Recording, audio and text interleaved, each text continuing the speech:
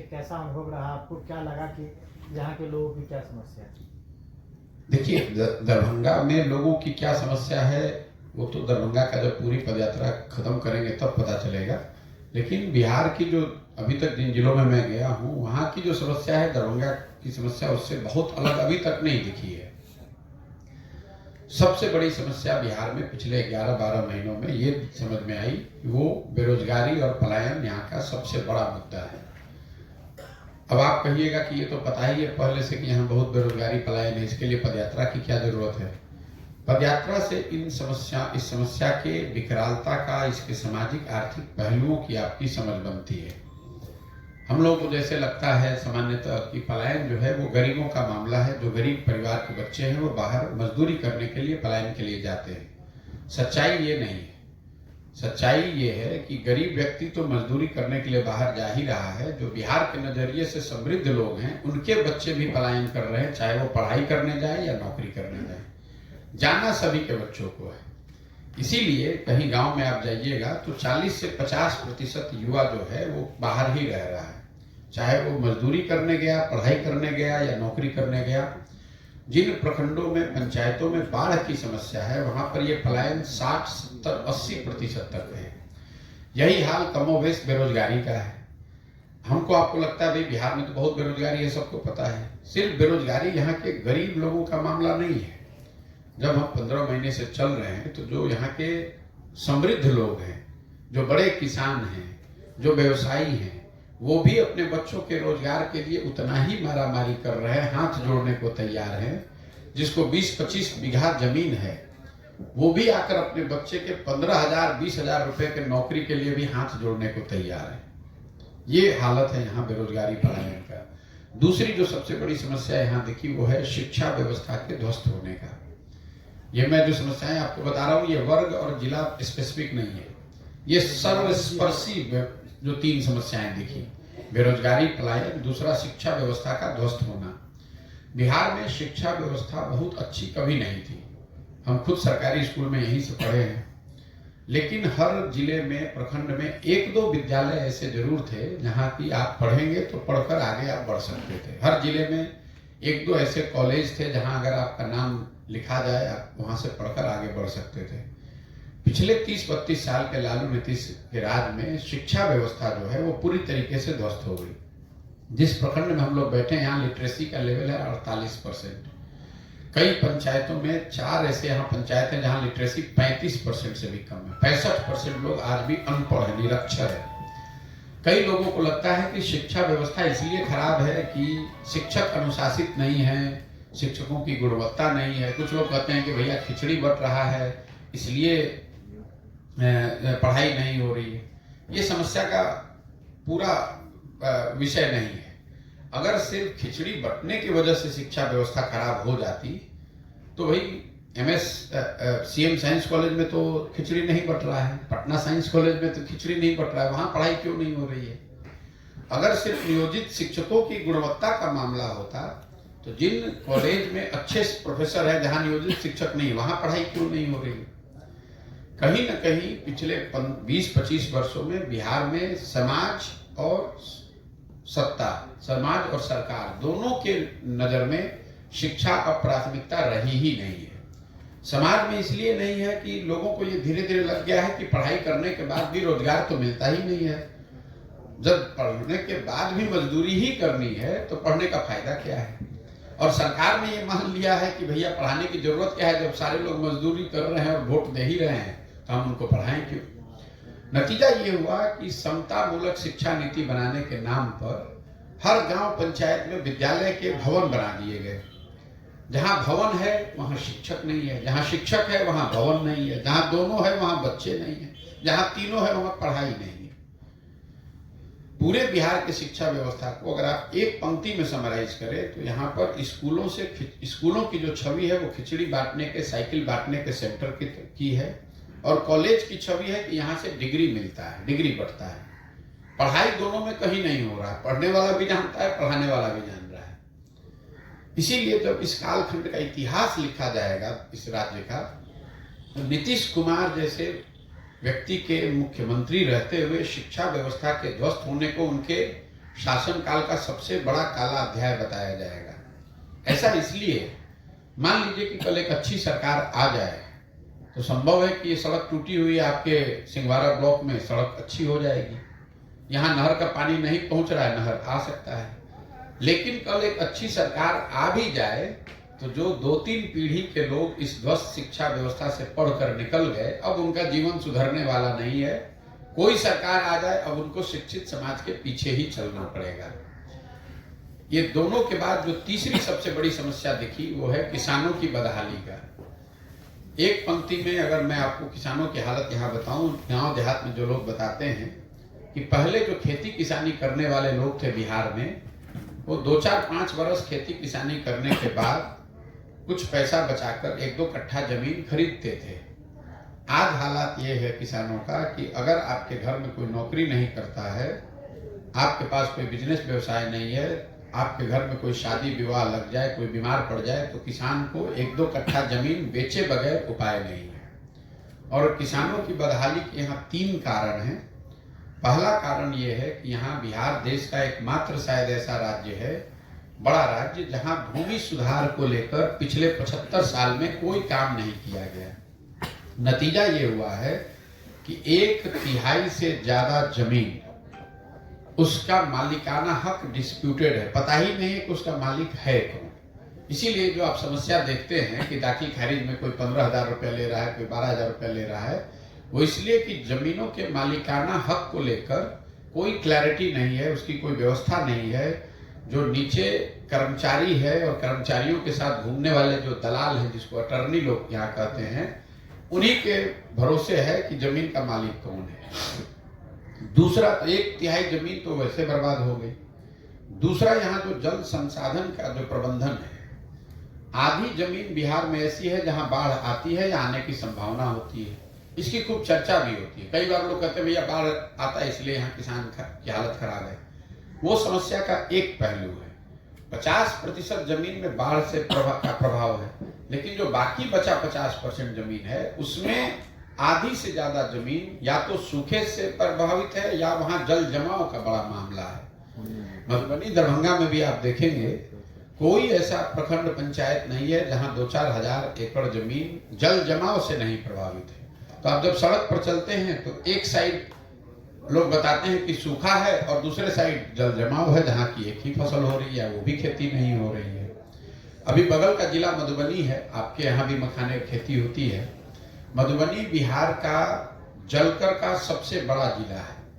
वहाँ करीब 2,23,000 एकड़ जमीन है पूरे मधुबनी में खेती योग्य। उसमें 31,000 एकड़ जमीन सिर्फ जलकर है, पोखरे तालाब वगैरह।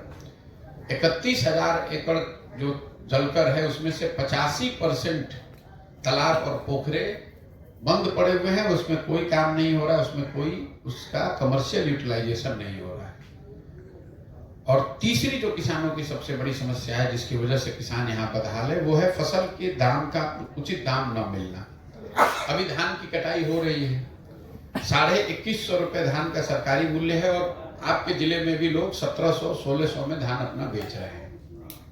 एक सर्वेक्षण, आर्थिक सर्वेक्षण बताता है कि बिहार में किसानों को फसलों के उचित दाम न मिलने की वजह से हर साल करीब 20,000 करोड़ रुपए का नुकसान होता है। 20,000 करोड़ रुपए का। अब आपको यहाँ बैठ के लगता है कि भाई पंजाब में किसान तो बड़ा धनी है, तो एक पंजाब का मैं आपको आंकड़ा देता हूँ। पिछले 10 वर्ष में पंजाब में 75% गेहूं और 70% से ज्यादा धान सरकारी समर्थन मूल्य पर खरीदा गया है। बिहार में पिछले 10 वर्ष में 13% धान और 1% गेहूं ही सरकारी समर्थन मूल्य पर खरीदा गया है। तो ये जो 3 समस्याएं हैं, बेरोजगारी, पलायन, शिक्षा व्यवस्था का ध्वस्त होना और किसानों की जो बदहाली है, ये ऐसी समस्या है जो हर जिले में, प्रखंड पंचायत, हर जगह, हर वर्ग ने मुझे बताया है। बाकी जो समस्या है वो तो आप लोग बताते ही रहते हैं। तो सर, विपक्ष जैसा बोल रहा था मोदी का ग्राफ गिर रहा है, कल जिस तरह का 3 जगह में रिजल्ट आया है, क्या लग रहा है आपको 2024 में मोदी का ग्राफ कहाँ है? आपका आकलन क्या है? भैया, मेरा कोई आकलन नहीं है। मैं इस तरह के वाद विवाद में पढ़ता नहीं हूँ। मैं उन लोगों में से नहीं हूँ जो रोज खड़ा होकर ये बताए कि कौन जीत रहा है, कौन हार रहा है। लेकिन इस बात की मूल जो जड़ है उसको समझिए। मैंने अपने कई साक्षात्कारों में ये बताया है कि भाजपा जिसको आप हराना चाहते हैं, विरोधी जो भी उनके दल है, अब किसी को भी अगर आप हराना चाहते हैं तो सबसे पहले आपको समझना है कि उसकी ताकत है क्या। भाजपा को वोट लोग क्यों देते हैं? जब तक आप उसकी ताकत को समझकर उससे बेहतर कोई प्रयास नहीं करेंगे तब तक लोग वोट आपको क्यों देगा। तो जो भाजपा को वोट मिलता है वो मोदी के ग्राफ ऊपर नीचे से नहीं मिलता है। भाजपा को वोट मिलने के 4 कारण हैं। पहला, हिंदुत्व जो उनकी एक विचारधारा है, विचारधारा से जुड़ा हुआ एक बहुत बड़ा वर्ग है जो भाजपा को इसलिए वोट करता है कि उसका भाजपा वाले हिंदुत्व में यकीन है। दूसरा, जो ये नियो राष्ट्रवाद की बात शुरू हो गई है, जो गांव देहात में आप सुनते हैं कि भारत विश्व का गुरु बन गया, पूरे विश्व में भारत की शान मोदी जी ने बढ़ा दी, इतना बड़ा G20 हो गया, ये जो सारी बातें हैं ये राष्ट्रवाद की जो भावना है। पुलवामा का आपने देखा होगा, पुलवामा के नाम पर लोगों ने वोट दे दिया। तो दूसरा जो वजह है, बड़ी वजह है कि राष्ट्रवाद की एक भावना को बढ़ाकर उसके आधार पर लोग भाजपा को वोट मिलता है। तीसरा, एक बहुत बड़ी संख्या में लाभार्थी हैं जिनको सरकार की अलग अलग योजनाओं के, चाहे शौचालय का हो, किसान स्वनिधि का हो, घर बनाने का हो, जिसको सीधे सरकार, केंद्र सरकार पैसे भेज रही है। और चौथा, जो बीजेपी का अपना संगठन है, उस संगठन की जो ऑर्गेनाइजेशनल और फिनेंशियल मसल पावर है। अब आप आरजेडी से अगर चुनाव लड़ रहे हैं तो आप 2-4 करोड़ रुपया पैसा देकर तब आते हैं चुनाव लड़ने, क्योंकि जो पार्टी आपको टिकट देगा वो पैसा लेता है। अगर आप भाजपा से चुनाव लड़ रहे हैं तो भाजपा वो पैसा आपको दे रही है कि भाई आप जाइए और अच्छे से वहां जनसंपर्क कीजिए और चुनाव लड़िए। तो इन चारों विषयों पर कम से कम 4 में 3 अगर आप बेहतर प्रयास नहीं करेंगे, हिंदुत्व के सामने कोई बेहतर विचारधारा होनी चाहिए, राष्ट्रवाद जो भाजपा का राष्ट्रवाद है उससे बेहतर राष्ट्रवाद आपका दिखना चाहिए, लाभार्थी के लिए, लोगों के लिए जो भाजपा कर रही है उससे बेहतर लाभार्थी का आपका मॉडल होना चाहिए, और जितनी ताकत भाजपा की ऑर्गेनाइजेशन की, संगठन की जमीन पर है उसके मुकाबले का संगठन खड़ा होना चाहिए। जब तक इन 4 में कम से कम 3 बातों पर आप बेहतर प्रयास नहीं करेंगे तो 10 में 7 बार 8 बार आपको हार का ही सामना करना पड़ेगा। 1-2 जगह जहां जीत हासिल हो भी जाती है उसका कोई बहुत असर नहीं है। कई लोगों को लग रहा है भाई कांग्रेस तेलंगाना जीत गई, कर्नाटक जीत गई, ये वोट कांग्रेस को नहीं मिला है, ये वोट वहां की सरकार के खिलाफ है। लोग केसीआर के खिलाफ वोट करना चाहते थे, वहां से दल के तौर पर कांग्रेस ही है तो कांग्रेस को वोट मिल गया। प्रो इनकम्बेंसी का जो वोट होता है, जहां आपकी सरकार है और फिर अगर आपको लोग चुने तो फिर बात है। तो जब तक कांग्रेस के लोग इस तरह का प्रयास नहीं करेंगे तब तक उनको सफलता मिलने वाली नहीं। क्या आने वाले चुनाव में फिर मोदी जी आपको बुलाएंगे तो जाएंगे आप उनके पास? हम तो जब काम ही नहीं वो करते हैं तो कोई बुलाए हम कहीं नहीं जाएंगे। ना राहुल जी बुलाएंगे तो भी नहीं जाएंगे, नीतीश जी बुला रहे हैं तो भी नहीं जाते हैं, मोदी जी बुलाएंगे तो भी नहीं जाते हैं। क्योंकि मैंने अपना तय किया है जीवन में कि मैंने जिन दलों के साथ, पार्टियों के साथ काम कर लिया, 10 वर्ष किया, अब और लोगों की एक समझ है कि मैं जिन दलों को, नेताओं को सुझाव मैंने दिया, उनके साथ काम किया, वो लोग सब लोग चुनाव जीत गए। तो मैंने अपने लिए अब तय किया है कि भाई मुझे दल और नेता को सुझाव नहीं देना है, मुझे बिहार की जनता को सुझाव देना है।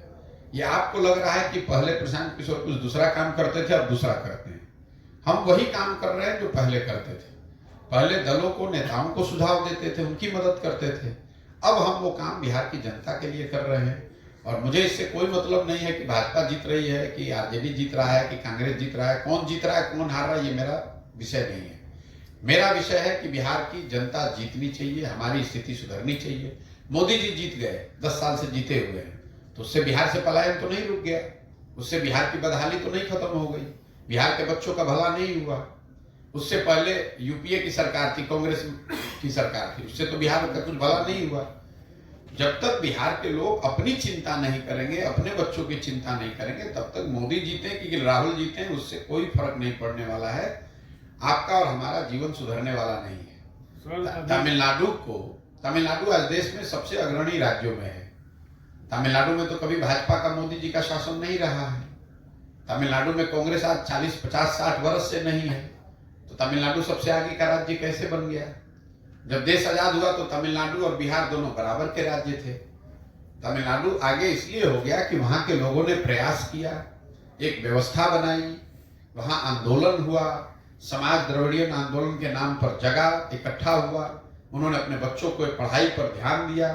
सबसे पहले केरल, तमिलनाडु वो राज्य हैं जहां पर लोगों की साक्षरता दर को बढ़ाया गया। उसी का उनको फायदा आज मिल रहा है। वो उनके यहाँ फैक्ट्रियां लग रही हैं और आपके हमारे बच्चे यहाँ से जाकर वहां मजदूरी कर रहे हैं। मोदी जी या प्रशांत किशोर और राहुल गांधी से क्या हो जाएगा? जब तक समाज नहीं सुधरेगा तब तक ये बिहार की दशा सुधरने वाली नहीं है। और मेरी अपनी समझ ये है और इसीलिए हम उस दिशा में काम कर रहे हैं।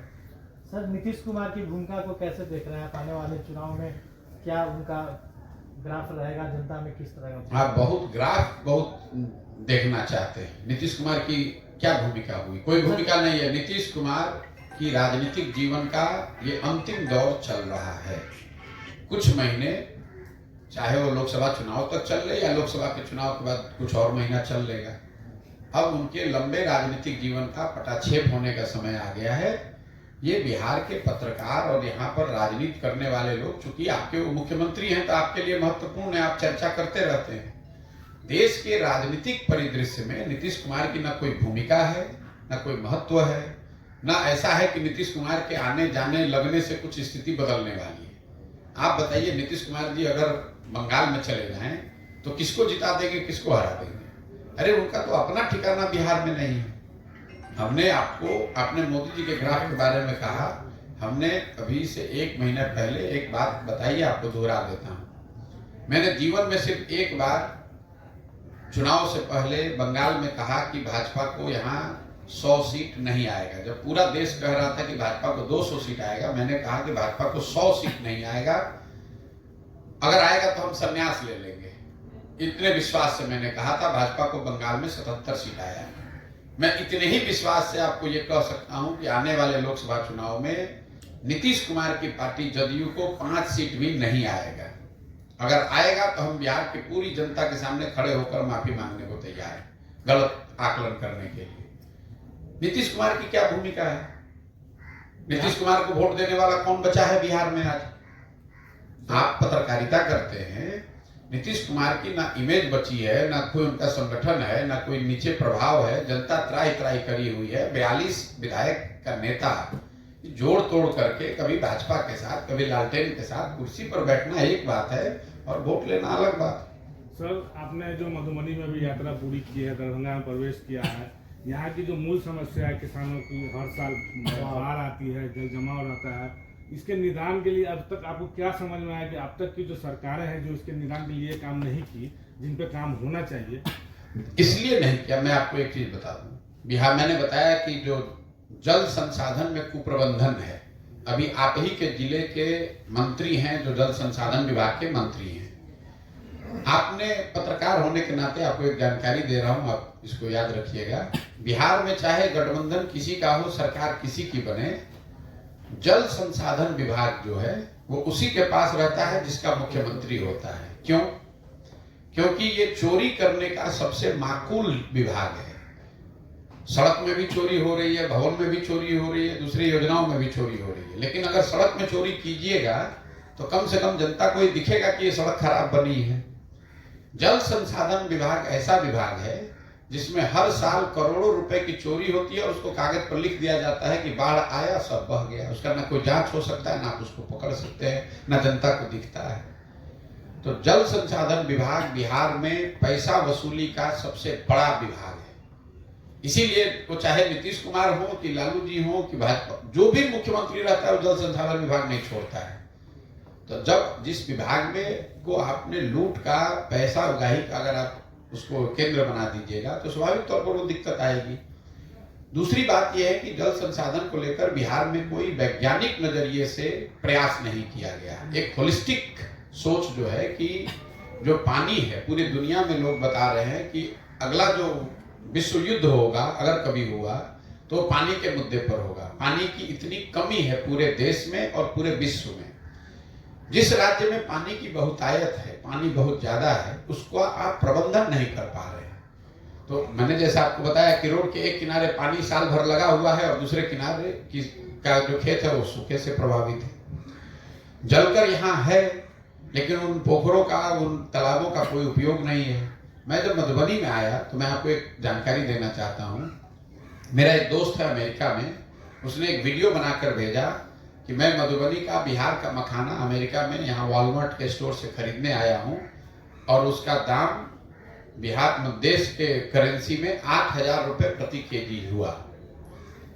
अभी मखाने का यहाँ भाव कितना मिल रहा है किसानों को? 600 रुपया, जो कि बढ़ा हुआ भाव है। मैं ये नहीं कह रहा हूँ कि किसानों को यहाँ 8,000 रुपये मिलने लगेगा, लेकिन जैसे आप सुधा में दूध देते हैं, अमूल में दूध देते हैं, अगर दूध की कीमत 100 रुपये है तो उसका करीब करीब 60 से 65% किसानों को, जो दूध पैदा करने वाले हैं, उनको मिलता है। मखाने का दाम 7,000-8,000 रुपये केजी है मार्केट में बाहर देश के, और किसानों को मिल रहा है उसका 10% या उससे भी कम। अगर 30% भी उसका मिलने लगे, 40% भी मिलने लगे, तो आप जरा अंदाजा लगाइए कि मधुबनी जैसे जिले में, दरभंगा जैसे जिले में, जहां हजारों एकड़ जलकर पहले से बने हुए हैं, वहां के लोगों को कितना फायदा हो सकता है। यही हाल आपके यहाँ मछली का है। 50% से ज्यादा मछली आज भी दरभंगा, मधुबनी में आंध्र प्रदेश से आकर बिक रहा है, और मधुबनी अकेले में 31,000 एकड़ में सिर्फ तालाब और पोखरे हैं। जब सरकार का कोई नजरिया ही नहीं इन चीजों को देखने का। सरकार तो आपको जातिगत सर्वे करा रही है, समाज को बांट रही है, कभी पिछड़ा को अति पिछड़ा, अति पिछड़ा को Annexure 1, Annexure 1 को Annexure 2 लड़ाओ, और यही रेवड़ी बांटो, 400 रुपया पेंशन दो, सबको अनपढ़ और मजदूर रखो, 400 रुपया के नाम पर, दारू शराब के नाम पर लोग वोट देते रहे जाति को बढ़कर, यही प्रयास है। तो उससे जल का प्रबंधन और उसमें सुधारने वाला है कौन? आप बताइए कि जो यहाँ के मंत्री हैं, जल संसाधन मंत्री हैं, महोदय अपने जिले का तो कम से कम सुधार दो भाई, बाकी का छोड़ दो। तो आपकी टीम या आप लोगों ने जो दौरा किया, जो पदयात्रा की है, तो क्या उपाय नजर क्या है, क्या उपाय हो सकता है? बाढ़ उपाय ये है कि जिस दिन आप पानी के लिए वोट, बाढ़ के लिए वोट दोगे, तब आपको उपाय होगा। बाढ़ चिल्ला रहे हैं, और अभी कल वोट होगा तो फिर उसी को जाकर वोट दीजिएगा। तो केंद्र सरकार या राज्य सरकार वो क्यों बाढ़ की चिंता करेगी? क्यों चिंता करेगी? आप बताइए। यहाँ भुतही बलान पीछे के जिले में, सीतामढ़ी में भुतही बलान एक डैम है, वहां करीब 2 लाख आबादी उस डैम के पूरा नहीं होने से परेशान थी। उन्होंने आंदोलन किया, तब मैं यहाँ पर था, हमने वहां बात करी। उस समय अभी जो जदयू के प्रदेश अध्यक्ष हैं वो जल संसाधन मंत्री थे। एक दिन में निर्णय हुआ, और अभी वो बन गया। मैं पदयात्रा करके आ रहा था तो लोगों ने बड़ा स्वागत भी किया वहां कि भैया आपके कहने से यहाँ भुतही बलान डैम पूरा हो गया। जब नेताओं को इस बात का डर ही नहीं है कि बाढ़ आएगा तो वहां की जनता हमको वोट नहीं देगी, तो आपको बाढ़ से मुक्ति क्यों दिलवाएगा? जब उनको पता है कि यहाँ विद्यालय में आपके बच्चे नहीं पढ़ेंगे, फिर भी जाकर आप वोट देवे कीजिएगा। आपका बच्चा जाकर गुजरात में मजदूरी कर रहा है, लेकिन वोट आप मोदी जी को ही जाकर दीजिएगा। मैंने आपको बताया कि जिस मुसलमान गांव में जाइए, वहां सड़क नहीं है, नाली नहीं है, गली नहीं है, लोग पानी के बगैर हाहाकार मचा हुआ है, कोई अस्पताल नहीं है, स्कूल नहीं है। सारे मंत्री तेजस्वी यादव या उनके साथी हैं, लेकिन कल वोट होगा तो मुसलमान जाकर फिर भाजपा के डर से वही लालटेन को वोट देगा। तो क्यों आपका सड़क बनेगा भाई? जब आप जड़ को नहीं समझिएगा तो आप कह रहे हैं बाढ़ कैसे सुधरेगा? बाढ़ तो तब सुधरेगा ना जब सरकार की प्राथमिकता हो, सरकार बाढ़ सुधारना चाहती हो। तो सरकार को डर है नहीं और बाढ़ के आने से, बल्कि हर साल का उनको फायदा है हजारों करोड़ का। लोग लूटने का सबसे बेहतर तरीका है, तो क्यों बाढ़ को आने से रोका जाएगा? हम तो आपको प्रखंड वाइज बता सकते हैं कि लोग जहां बता रहे हैं कि खुद ही लोग बांध तोड़वाते हैं ताकि बाढ़ आए, ताकि उसके नाम पर पैसा निकाल कर लूटा जाए। तो बाढ़ की समस्या इसलिए है कि ना जनप्रतिनिधियों को उसका डर है कि बाढ़ आने से लोग हमारे खिलाफ हो जाएंगे, और दूसरा उसको इंसेंटिव है कि बाढ़ अगर आएगा तो इससे कमाने का एक जरिया है। सर, पिछले 8-10 साल से ये जात पात जैसे भेदभाव जो सिर्फ वोट के टाइम में होता है, उसको कैसे देखते हैं? नहीं, पिछले 8-10 साल से नहीं है, ये तो जाति की जो व्यवस्था है ये तो सदियों से है। पिछले 8-10 साल में बहुत ज्यादा नहीं, ऐसी बात नहीं है भाई। देखिए 1990 के बाद एक हिंदी हार्टलैंड में, यूपी बिहार देश में मंडल का एक एरा है जिसमें जातियों के नाम पर एक राजनीतिक माहौल बनाया गया है, लेकिन कोई जाति के नाम पर पहली बार वोट पड़ रहा है ऐसी बात नहीं है। और बिहार में भी ये आप लोग का भ्रम है कि खाली बिहार में जाति है। आंध्र प्रदेश में चुनाव हुआ है, अभी तेलंगाना में तो वहां जाति नहीं है, गुजरात में जाइएगा वहां जाति नहीं है, कर्नाटक में जाति नहीं है, लिंगायत गोकलिगा कौन है, सब जाति है। जैसे यहाँ जाति है वहां पर भी जाति, जाति हर जगह है। जाति जो है वो समाज की एक सच्चाई है, उसको आपको समझना है। लेकिन जाति को समझना और जाति की राजनीति करना दोनों दो बात है। अगर आप राजनीति करते हैं या करना चाहते हैं तो आपको जातियों की समझ होनी चाहिए, समाज के हर पहलू की समझ होनी चाहिए, जाति भी उसमें एक महत्वपूर्ण पहलू है। लेकिन उस पहलू को समझना और समझकर उस पर राजनीति करना दोनों दो बात है। बिहार में जाति की राजनीति करने वाले ज्यादा लोग हैं। ऐसा नहीं है कि बिहार में जाति है दूसरे राज्यों में जाति नहीं है। यहाँ जाति की राजनीति करने वाले, उसकी चर्चा करने वाले लोग ज्यादा है। सर, बिहार में तीसरा विकल्प कौन हो सकता है? तीसरा विकल्प यहाँ जनता बनाएगी, आप चिंता न करें। मैंने आपको आंकड़ा बताया कि 50% से ज्यादा बिहार के लोग, चाहे वो किसी वर्ग के हों, 50% से ज्यादा बिहार के लोग ऐसा मानते हैं कि बिहार में नया विकल्प बनना चाहिए। आप भी पत्रकारिता करते हैं, आपको भी इसका एहसास होगा। हर आदमी चाह रहा है कुछ नया हो। मोदी जी दिल्ली में है तो ऐसा नहीं है कि बिहार में लोग कह रहे हैं कि मोदी जी आएंगे तो सुधार देंगे। वो समय निकल गया, क्योंकि लोगों ने देख लिया कि मोदी जी के प्रधानमंत्री बनने से बिहार नहीं सुधरा है। बिहार में तो कोई नया विकल्प होना चाहिए। तो जो लोग ये सोच रहे हैं, अब उनकी मजबूरी यह है कि उनके पास व्यवस्था नहीं है, साधन नहीं है, उनको हाथ पकड़ने वाला कोई नहीं, उनको समझाने वाला नहीं है, उनको साथ लेकर चलने वाला नहीं है। जन सुराज के तहत वही प्रयास किया जा रहा है कि अगर समाज में 50 आदमी 100 में ऐसा है जो नया दल, नया विकल्प बनाना चाहता है, तो उन लोगों को एक साथ लाया जाए और उनको लाकर एक व्यवस्था दी जाए कि आप सब लोग मिलकर दल बनाइए और अपने लिए और अपने बच्चों के लिए बेहतर व्यवस्था की दिशा में कदम उठाइए। सर 24-25 में कैसा देखने को मिलेगा जनसुराज का? जनसुराज तो अभी दल है नहीं, तो क्या दिखेगा? 25 में आपको जनसुराज दल के तौर पर दिखेगा, पूरी ताकत से लड़ता हुआ दिखेगा। 243 विधानसभा क्षेत्रों में जनसुराज अपने उम्मीदवार के साथ 25 में विधानसभा चुनाव में लड़ता हुआ आपको दिखेगा।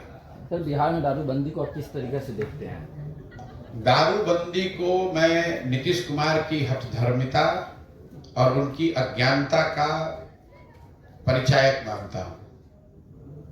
ये जो दारूबंदी यहाँ लागू की गई है, शराबबंदी के नाम का जो हम लोग बात करते हैं, इसके मैं बिल्कुल विरोध में हूँ। बिहार में एकमात्र आदमी मैं हूं जो कि रोज मंच से ये कहता है, जब भी पूछा जाता है कि बिहार में शराबबंदी हटाया जाना चाहिए। क्यों? 3 इसके वजह है। पहला तो पूरी दुनिया में कोई ऐसा प्रमाण नहीं है कि किसी सभ्यता में, किसी राज्य में, किसी देश में शराबबंदी के जरिए आर्थिक सामाजिक विकास का रास्ता खोला गया हो। हम ही लोग सबसे ज्यादा होशियार हैं, हम लोग दुनिया में सबसे गरीब और पिछड़े हैं और हम ही लोग को सबसे ज्यादा ज्ञान है। अगर शराबबंदी से ही लोगों की समाज का भला होना होता तो दुनिया में इतने देश हैं, सबों ने शराबबंदी लागू कर दिया होता। तो पहली बात है कि पूरी दुनिया में इसका कोई प्रमाण नहीं है कि शराबबंदी के जरिए आप सामाजिक आर्थिक विकास का रास्ता खोल सकते हैं। दूसरा, जो गांधी जी की बात है कि गांधी जी चाहते थे शराबबंदी लागू हो, ऐसा नीतीश कुमार या उनके साथी दावा करते हैं। बिल्कुल झूठ, सरासर झूठ। ये लोग मतलब बिना पढ़े लिखे अज्ञानी लोग। मैं रोज कैमरे पर चुनौती दे रहा हूं, आपको भी बोल दे रहा हूं, नीतीश कुमार या उनके जितने साथी हैं जो शराबबंदी के पक्ष में हैं गांधी के नाम पर, वो मुझे गांधी जी का वो पंक्ति दिखा दें जहां गांधी जी ने लिखा है कि शराबबंदी के लिए सरकार को कानून बनाना चाहिए। गांधी जी ने शराबबंदी की बात सामाजिक प्रयास के तौर पर कही है। गांधी जी ने ऐसी और कई बातें कही हैं। सर, गांधी जी ने कहा कि आपको शाकाहारी होना चाहिए। इसका मतलब ये नहीं है कि आप कानून बना दीजिएगा कि जो मांसाहारी है उसको जेल में डाल दिया जाएगा, अब फिर कहिएगा कि गांधी जी ने कहा था।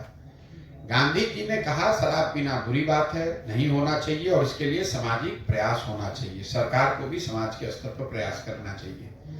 नीतीश कुमार ने उसको अपने हिसाब से इंटरप्रेट कर लिया कि गांधी जी ने इनको करना है वोट के नाम पर, महिला का वोट लेना है, और झूठ मूठ के गांधी जी के नाम पर ठेकरा फोड़ रहे हैं। तो गांधी जी ने ऐसा कहीं नहीं कहा है। और तीसरी बात, कि अगर शराबबंदी आपको लागू करने की अगर बात एक बार को 1 मिनट को मान भी लें कि इसका कोई फायदा है, तो शराबबंदी लागू है कहाँ? शराबबंदी के नाम पर शराब के दुकान बंद हो गए, होम डिलीवरी चालू हो गया। इस गरीब राज्य का हर साल 15 से 20 हजार करोड़ रुपया का राजस्व का नुकसान हो रहा है, जो पैसा यहाँ के रोजगार और शिक्षा और बेहतर इंफ्रास्ट्रक्चर के लिए खर्च हो सकता था। और ये पैसा जा कहाँ रहा है? ये पैसा जा रहा है भ्रष्ट जो शराब माफिया है और जो अफसर हैं नीतीश कुमार के, उनके जेब में। हर गांव में 8, 10, 15, 20 बच्चे ऐसे हैं जो शराब के अवैध कारोबार में लग गए, उनसे क्राइम बढ़ा, कानून व्यवस्था बिगड़ी। कोई ऐसा गांव पंचायत नहीं है जहां आज गांजा स्मैक का धंधा नहीं हो रहा। नेपाल से बॉर्डर पे, अभी मैं कल यहाँ के एक बड़े कस्टम अधिकारी से बात कर रहा था, वो बता रहे थे कि नेपाल से आने वाला जो नारकोटिक्स है उसमें कई 100 गुना का इजाफा पिछले 5-6 वर्षों में हो गया है। तो आपका, और अंत में आपने इसको किया महिलाओं के लिए, तो सबसे ज्यादा प्रताड़ित भी तो महिलाएं ही हैं। शराबबंदी जब से लागू किया गया तब से लेकर अभी तक करीब 6,37,000 के आसपास, मतलब 6.5 लाख लोगों पर शराबबंदी कानून के तहत केस किया गया है। उसमें करीब 1.25 लाख लोग ऐसे हैं जो आज भी जेल और अदालतों का चक्कर काट रहे हैं। जो लोग पकड़ा गया वो ज्यादातर गरीब और वंचित समाज के लोग हैं। एक बार आपको पकड़ लिया तो आपके घर की महिला थाने में वकील के हाथ अदालत में चक्कर लगा रही है, जो उसके पास 2-4 रुपया था वो भी बेच बाच के केस में चला गया। तो भाई, ना इसका दुनिया में कोई प्रमाण है, ना हम लोग के आइडियल गांधी जी ने इसके पक्ष की कोई बात कही, ऐसी कोई बात कही है, ना आप इसको जमीन पर लागू कर पा रहे हैं। और यहाँ के युवाओं का, समाज का, राज्य का इतना बड़ा नुकसान हो रहा है, तो किस नजरिए से शराबबंदी लागू होना चाहिए? कोई एक इसके पक्ष की बात बता दीजिए। सरकार कहती है कि इससे डोमेस्टिक वायलेंस कम हो गया। नीतीश कुमार जैसा आदमी कुछ भी आंकड़ा दे देता। बिहार में तो मुसीबत ये है कि यहाँ अनपढ़ को ही हम लोग सबसे बढ़िया होशियार मानते हैं। जो नेता है शर्ट के ऊपर गंजी पहन ले, उसको आप और हम कहते हैं यही जमीनी नेता बढ़िया है। नीतीश कुमार ऐसा आदमी विधानसभा में खड़ा होकर कहता है कि इससे डोमेस्टिक वायलेंस कम हो गया। ये नहीं बताता कि ये किसने अध्ययन किया है कि डोमेस्टिक वायलेंस कम हो गया। आंकड़ा जारी कीजिए, हम लोग भी देखना चाहते हैं। किस संस्थान ने ये सर्वे किया, किसने ये बताया कि डोमेस्टिक वायलेंस कम हो गया? महिलाओं के एम्पावरमेंट के जितने इंडिकेटर्स हैं वो जारी करके बताइए कि शराबबंदी से महिलाओं का एम्पावरमेंट बढ़ गया यहाँ। तो फर्जी बात करने वाले लोग हैं। ठीक है भैया, बहुत बहुत धन्यवाद।